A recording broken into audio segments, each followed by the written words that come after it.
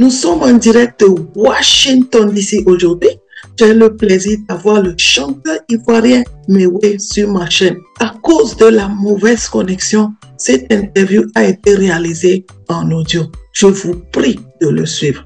Est-ce que vous pouvez vous présenter? Allô, bonjour. Vous m'avez déjà présenté. Je m'appelle Mewé. Oh, wow, Mewé. Je suis très heureux, je peux vous avoir aujourd'hui. Mais oui, je peux vous dire que le genre de musique que vous faites ressemble vraiment au rythme togolais. Est-ce que vous pouvez me dire exactement pourquoi vous avez choisi de jouer le rythme Zoblazo? Je suis un Zima.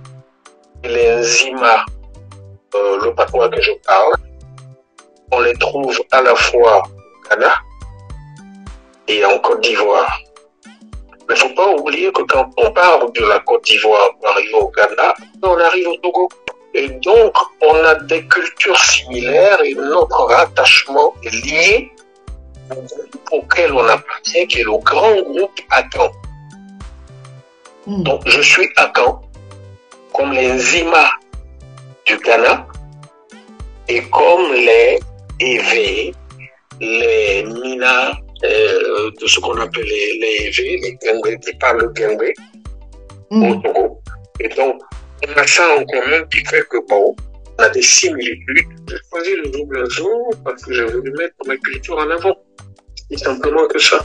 Le Zoblazo est une création, mais inspirée de la tradition Akan. En quelle année exactement vous avez décidé de commencer votre carrière de faire le Zoblazo? Faire de la musique, c'est exercer un métier. 81 où je suis révélé à cette émission Podium à la télévision ivoirienne.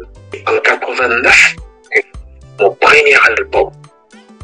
C'est-à-dire j'ai fait un apprentissage avant d'arriver là. Pourquoi vous avez décidé d'être chanteur, Mewé? Vous avez commencé votre carrière en 1989. Vous pouvez me dire exactement par quelle chanson avez-vous commencé votre carrière?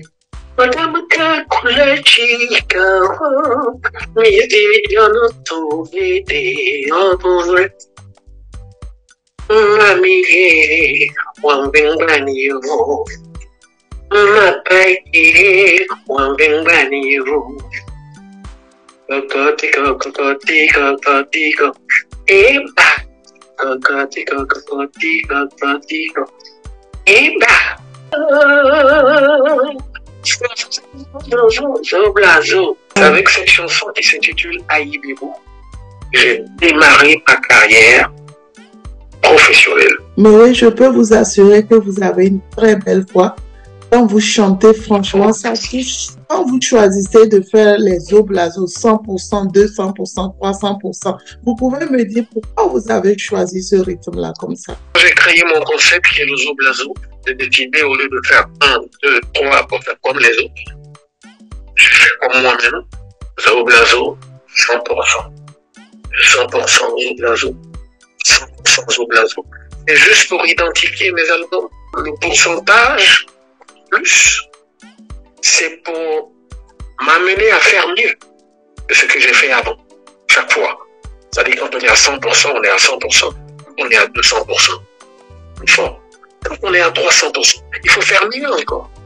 Et c'est une source de motivation. Mais oui, vous êtes à combien de pourcentage aujourd'hui?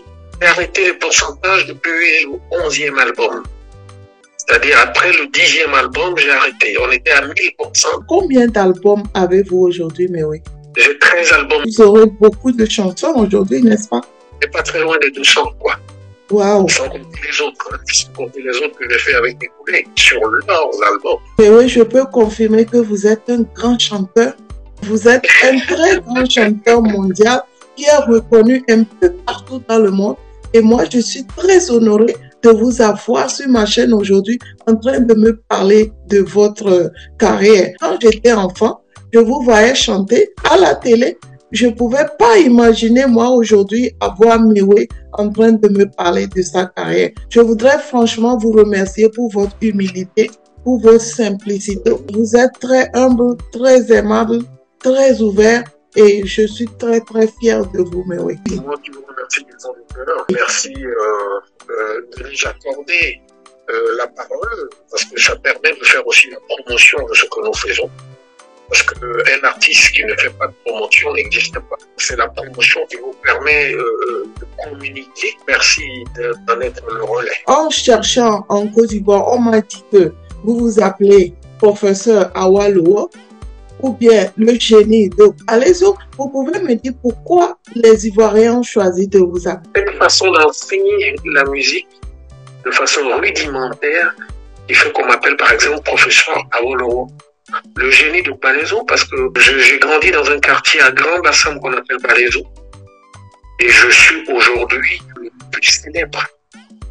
Et donc, je suis le génie de ce quartier-là. J'ai appris que votre ethnie, c'est les Apollo et que vous êtes en bordure de mer à Grand Bassam.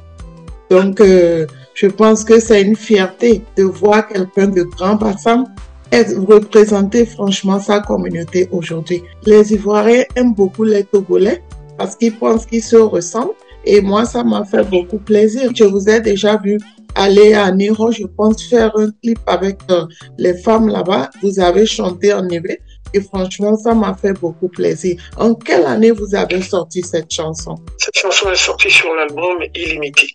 C'était en 2016. J'ai voulu être en harmonie avec le thème que j'abordais et la langue que je parlais. J'ai voulu aller tourner le clip à Niro. Et c'est ce que j'ai fait. Combien d'awards vous avez reçus aujourd'hui? J'en ai reçu quasiment 2-3 par an. Donc, je sais pas. Il y a des distinctions qui sont médiatisées. Il y en a qui ne le font pas. Il y en a qui sont en comité restreint. J'ai été très souvent honoré. Et je rends grâce à Dieu, comme on dit, quoi. Vous avez eu plusieurs années d'expérience. Vous pouvez me parler de votre expérience en tant qu'artiste de la chanson ivoirienne? Mon expérience, elle est de 33 ans de carrière. J'ai la chance d'être un chanteur reconnu. Et puis, j'ai la chance aussi d'être ce chanteur-là qui a créé une musique qui colle à sa peau. Une musique qui n'a jamais été exploitée par quelqu'un d'autre. Ça fait de moi un personnage particulier. Est-il finalement facile d'être un artiste en Afrique? Et rien n'est facile. C'est une question qu'on ne devrait plus poser sur ces terres. Aucun métier n'est un producteur comme tout le monde. Je ne travaillais pas. Je n'avais pas les moyens. Je sortais du collège et je voulais être chanteur. Mais pour être chanteur, mon père ne voulait pas de ce métier, ma mère non plus. Et donc, ils vont jamais prendre leurs économies pour investir sur moi. Ils voulaient que j'aille à l'école, prendre tous les diplômes possibles pour être soit dans la fonction publique ou dans la politique ou quoi que ce soit. Malheureusement pour eux, j'ai décidé de faire la musique. Donc, il fallait à un moment donné que je me prenne en charge. J'ai fini par me prendre en charge quand j'ai compris que plusieurs années après, je n'arrivais pas à trouver un producteur. Et un jour, je me suis mis au travail. J'ai eu un métier qui n'avait rien à voir avec la musique. Et avec ce métier-là, j'ai demandé un crédit. Et avec ce crédit-là, j'ai produit mon premier album. Et c'est comme ça que Mewe est devenu le producteur de Mewe jusqu'à aujourd'hui. 33 ans après, je reste mon propre producteur. Ne cherchez pas de producteur. Maintenant, c'est encore plus facile qu'avant. Maintenant, il y a les réseaux sociaux. Vous prenez même votre smartphone aujourd'hui, vous devenez célèbre. Avant, il fallait passer à la télé pour être célèbre. Aujourd'hui, un chanteur doit être un businessman. Il doit être un producteur. Si t'es pas producteur, c'est pas bon. Maintenant, les choses nous permettent de tout faire nous-mêmes. Je suis le producteur de Mewe depuis le début de sa carrière. Oh, wow. Tous ceux qui sont passés financièrement dans ma carrière, ils ont été là comme des bailleurs de fonds. C'est tout parce qu'ils ont estimé en moi que j'avais une solvabilité. Tout. Et ça m'est arrivé 2 fois de travailler avec des maisons de disques. Mais qui sont passés là comme des bailleurs. C'est tout.